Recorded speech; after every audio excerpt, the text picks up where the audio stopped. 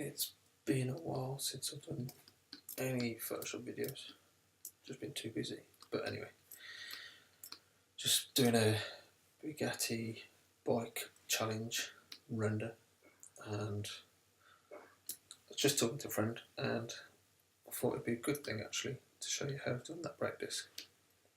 So this brake disc is a vector. I can scale it endlessly, and it never pixelates. It will remain as crisp as ever, no matter how many times I scale it. It doesn't get destroyed. So I'm going to show you how I did it. And because it's a vector, I can drag these paths and move them around if I wanted to do that. But anyway, I'll show you how I did the pattern and how I put it on here and the gradient and all that kind of stuff. So for now, I'll just turn that off. What I'm going to do, jump into Illustrator. Here's the pattern I created. Quickly show you how I did that. What I did, got a circle. What I'll do, before I do that, I'll lock that layer. I'll do it on a new layer. So what I do, create a circle, then go to Effect, Distort, Transform, Transform, and then this toolbox, I'll do exactly what I did before. So I moved it 90 mil to the right. Do a few copies, preview that. Then rotate by, I think it was about 10. You can change the way it pivots with this. I don't actually know, but it would be good if I could move the anchor point to say here. But currently I don't know how to do that. Anyway. And because it's got history, if I move this around, you'll see it updates. So what I'm going to do is I'm actually going to scale this down a little bit. Spacebar and Command, or I think it's Spacebar and Control on a PC. You can zoom in and out. I'm going to scale this down quite a lot. So I'm holding Spacebar and Command, and it means I can just kind of drag in and out. It's the same in Photoshop. Anyway, so now that I've done this, you notice it's an instance of that original circle. And in your appearance panel, there's a thing called Transform. You can double click that, and you can make changes to this, and it will update. And you can preview, and so on and so on. Okay, so I've got an arc, that's my first arc, and I've got one transform on the original circle. With the original circle selected, go to Edit, Distort, Transform, Transform again. Asks if you want to apply a new effect. I do. And then what I'm going to do, I'm going to just literally rotate this 10 times, 11 times, sorry, 30 degrees, 11 copies, preview, and mess around with. See, what I don't understand, which if someone knows the answer to this, by all means put it in the comment section, but what bearing this has in relation to this circle. If I can move the pivot, it'd be great. I can't set the pivot, so if anyone can enlighten me or help anyone else out, you know, put it in the comment section. So if I click on the left side of the square, how that's the left, I have no idea, because clearly it's not the left. So it's a bit trial and error. Like I say, it'd be good if I could just select the point where I want the origin to be, and then be done with it. So in this case, this is what I've gone with, and what I'll end up doing is deleting these in the middle. So anyway,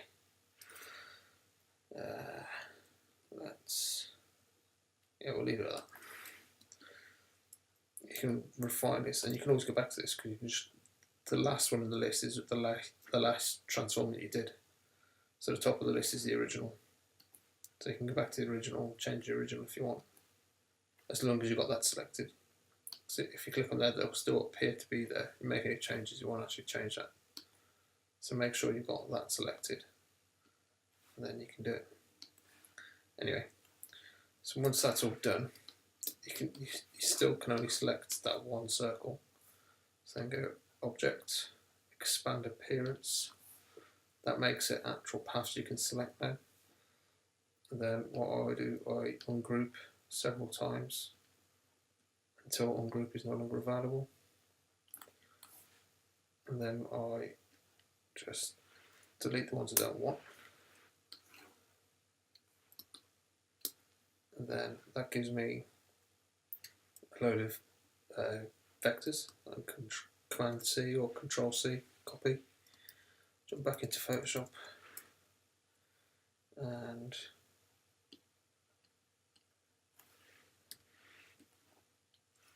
just want to grab that same circle. Okay, so this circle, actually I don't want to, I want to keep my original because I'm just using it more random. Anyway, do that again. Alright. So I've got my original, I'm just going to modify a new one. So what I've done, create a circle using, now this is a vector. So when I go to, where's my tool? Go to Ellipse Tool, and it's set to shape. Then that means it'll be a vector rather than, if I do that to path, it'll just create a path. I'll have to use Paths panel, but I haven't used that for years. So shape creates a vector, and you'll notice the vector has a little icon on the layer. It's like a square with 4 points on it. And yeah, you create that. That's all I've done for this. That's how I've created this circle. And because it's a vector, I can go to its fill. Now in this case, I've created a gradient. So if you double click on the layer, it brings up the fill tool.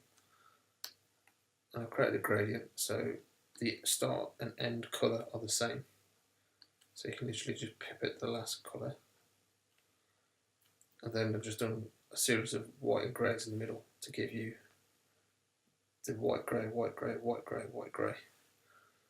Click OK on that once you're happy with it. And I've set the style to angle. And you can rotate that around if you want. But yeah, it's all based on that gradient, but rotated basically. That's it, all done. You can move that around just by whilst this box is open, but I don't want to do that. So anyway, I've got my gradient, and I've got my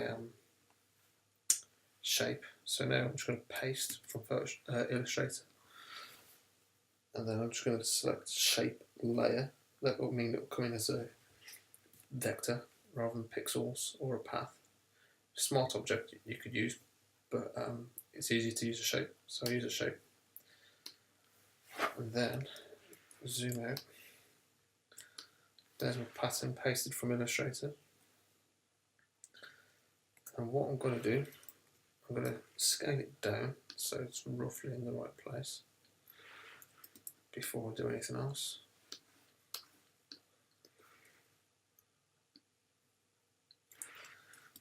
I use the Creative Cloud libraries, so I've saved the pattern off before. So if I click on that, it will open in Illustrator because the pattern was created in Illustrator.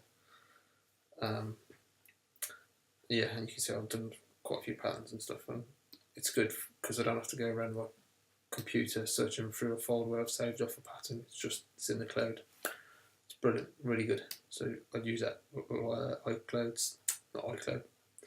Adobe CC libraries. It's brilliant. Anyway, so yeah, I've got that on one layer. I've got the circle on another.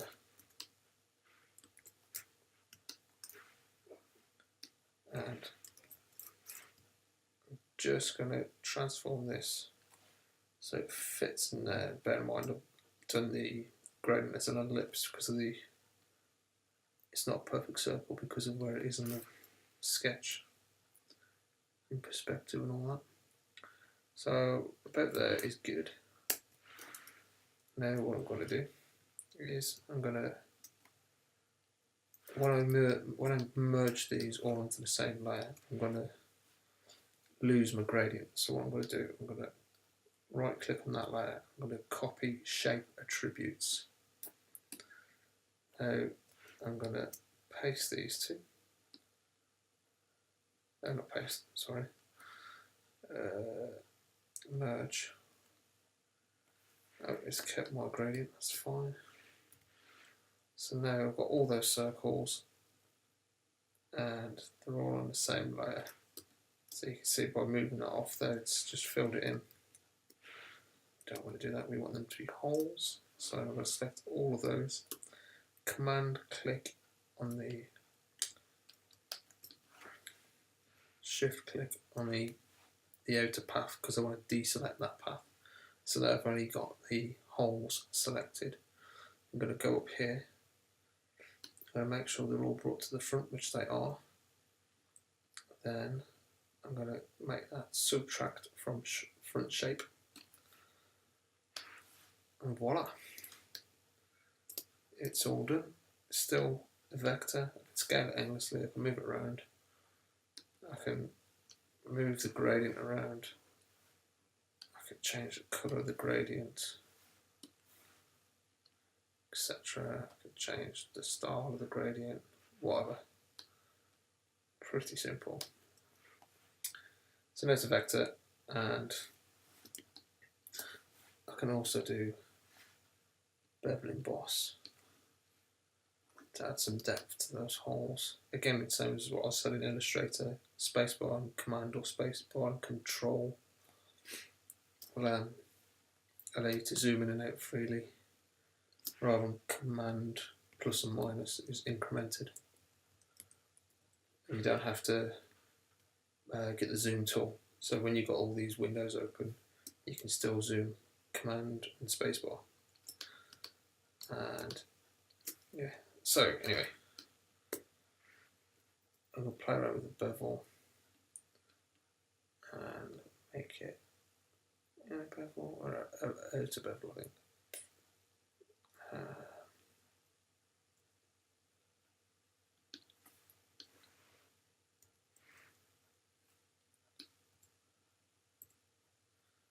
Make it in a bevel so it's bigger holes. I can move the light source. So, a combination of the light source and these settings here will help make it quite defined and so on.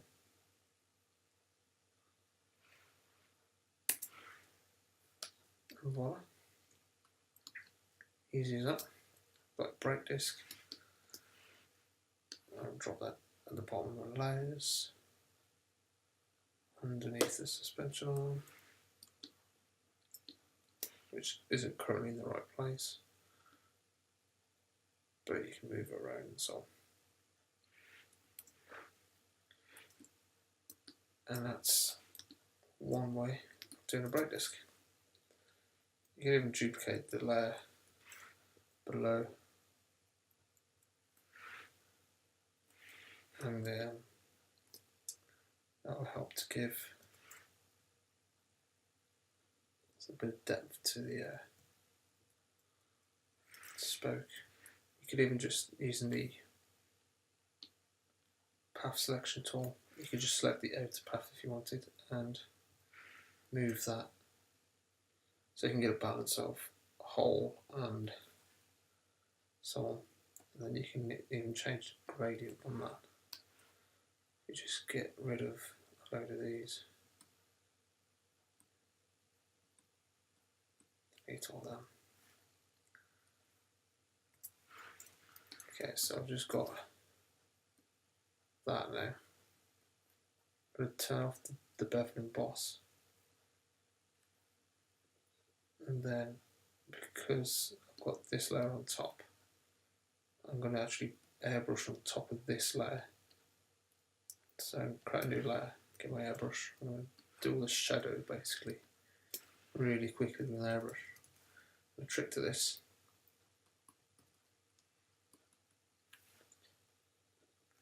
is something called clipping masks. So at the minute, if I airbrush out just to show you, right click, clipping mask, what that's done is it means I can only draw on a layer based on the pixels below it. If I release the clipping mask, pixels come back. Clip. There we go. So that means I can, I just deleted that, so I'm just going to do it again. So with this layer turned on top, set this to a clipping mask. I can just literally airbrush. I'm going to be too precise, so I can just really quickly do that. Go around.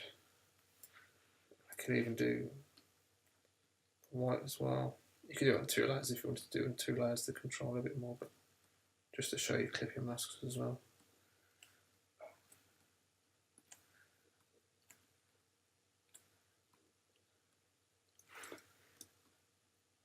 You get an idea as to how quickly you can do this.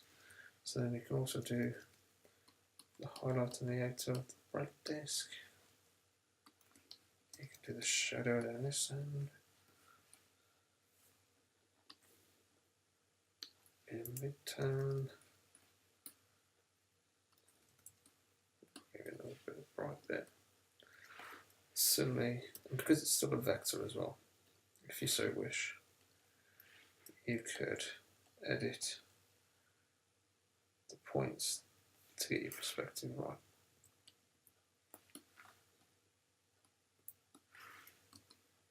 So on. And maybe your bright disk is brushed, which most of them are. What you could do is duplicate, and let's just clear the layer styles, which is these bubbling bosses and stuff. Clear layer styles. So I just got a duplicate of the layer below it. And because it's a vector, it's a smart object, I'm going to go to filter, add noise. Now it's going to ask me, do you want to convert it to a smart object? In this case, yes. So now it's going to add noise. And this is good because now it comes up on here, and I can come back to this and I can change this as much as I want. Okay, so something like that. Now you notice down here, smart filters has appeared. I can turn that on and off. But I can stack these, so I can do filter, blur, spin blur. Now this is so much better than radial blur. It gives me a widget, which as you can see starts to blur. But this widget can be moved to fit the shape. So in this case, an ellipse.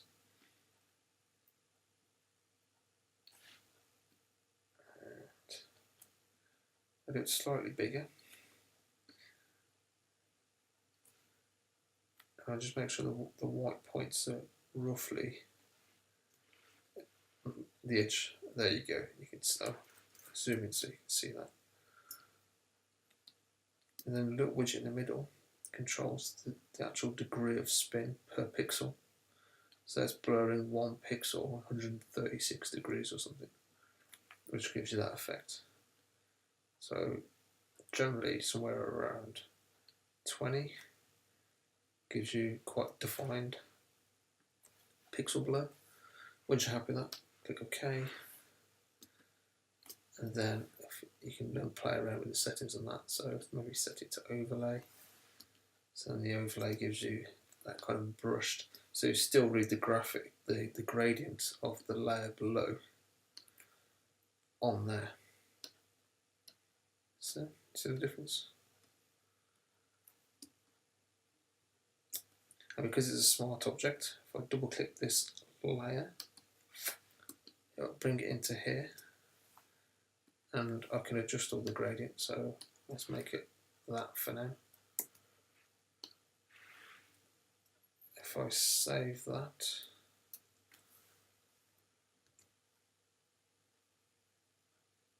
go back to here, that's updated. So it's got the colour from this file. Paste back the attributes I copied earlier.